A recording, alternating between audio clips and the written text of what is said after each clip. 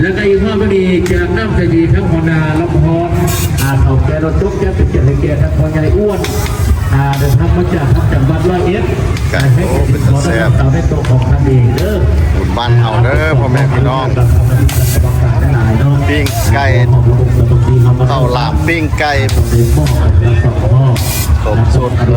ยนี่เด้ปิ้งซีนเสือบรรยากาศพันธุ์นี้ก็จับบ้าแต่แซ่บนี่เนี่ยข้าวจุ่มใส่กับไข่หลามกองห้อยกองรองคุ้มทางนอนเอาห้องเนาะโดยเอาของนั้นแล้วก็อีกห้องเป็นเสือต้องนักสาวเป็นกองคนอ้วนจากจังหวัดร้อยเอ็ดเด้อพี่น้องของไทยพี่น้องของครัวเบอร์บ้านทีเรือนนอกกันน้องเป็นประเด็นเกี่ยวกับรวมคนเดียวมาอย่างบ้านเฮาเนาะเอาซ้ำเลยลงไปสั่งเลยครับพี่พอจะทำแบบทำเป็นดีเขาเสือเด้อเป็นเกียรติเป็นแก่ทั้งผู้นำประสบคุณทางงอนผมได้เมียเด็กตามสเปคที่ต้องการแต่หน้าเรายาเพราะว่าเราใส่เพียงผิดบ้านใส่ผิดเพลงกับขี่มาประมาณเสา2 กิโลเว้ย2 กิโลจากเวียงจันทร์มาทางงอนพี่อันนี้บอกเมื่อกี้บอกเพลงบอกเสียงนี่บ้าบ้านมันมีบอกเสียงเราที่มีกับแก้ววอนเดอร์บอกเสียงต้องตายนะอีกคำเดียวกับติดโอ้ยได้สามดอกบุกตาบาบาเลยสังขารมันมีมันจะสร้างอุดมผลบอกเสียงบ้านอุดมผลบ้านของน้องนาเนี่ยและก็ท่านคณะกรรมการสอนเด้อพร้อมด้วยยังสารนักศึกษาตัวของคุณผู้อ้วนจากจังหวัดร้อยเอ็ดหลายเกมรับพรเขาแก้ทำรถจบมันก็ให้ก็ได้สุดยอดมากที่ลำพอนเด้อได้เด้อของขวัญเพิ่นกันหลายลำพอนเจอรถจุ๊บเลยต้องการจบจบน้องเดินดีดังดีแดงที่โตขึ้นมาลำพอนก็ได้มาเป็นกระดิ่งโอ้เด็กน้อยนี่ก้าวมาแล้วทั้งพอดีอ้วนจากทางสังกัดร้อยเอ็ดเนาะแล้วก็เย็นเสื้อให้หมู่ดาปกติมุ่งรวมก็จะทั้งระดับของเลยของเราคุณของเราเขาเด้ออันนี้มันยิงกันโต๊ะแล้วไม่เอาเลยอันนี้ยิงถึงโต๊ะเราเลยนี่เบิ่งไอ้น้อยเนี่ยโอ้แหนบอะคักถึกแต่บุลงประกาศเพื่อให้ท่านคนดีส่วนใจดีเพื่อให้ได้ไปต้องค่อยๆเห็นเราได้โอ้คนดีเก่งเลยให้เรานี่เข้าไปใกล้ๆเอาเข้าไปใกล้ๆเฮ็ดโอ้ถึกแต่บุลง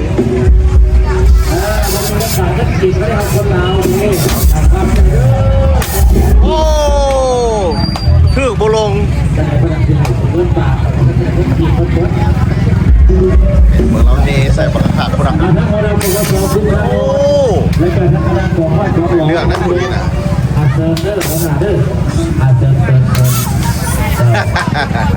อันนี้ทีมงานทั้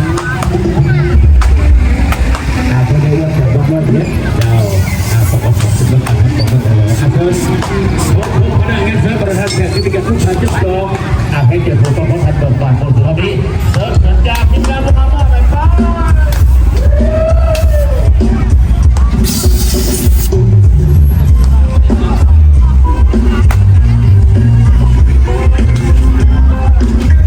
โอ้หนึ่งโอ้ยโ